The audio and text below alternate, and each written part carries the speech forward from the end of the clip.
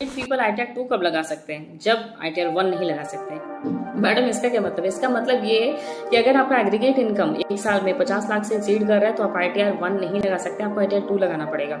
अगर आपका income from house property जो है वहाँ पे एक घर से नहीं बल्कि एक घर से ज़्यादा से आ रहा है, मतलब 2 या 2 से ज़्यादा घर से आ रहा है, तो आपको ITR 2 लगाना पड़ेगा। अगर आपका जो इनकम फ्रॉम अदर सोर्स का हेड है उसमें आपका इंटरेस्ट इनकम और इनकम टैक्स रिफंड के अलावा भी कुछ इनकम है, लॉटरी इनकम, गेमिंग से इनकम, तो आपको ITR 2 लगाना पड़ेगा। इसके अलावा अगर आपका कोई टाइप का लॉन्ग टर्म कैपिटल गेन या शॉर्ट टर्म कैपिटल गेन है, ITR 2।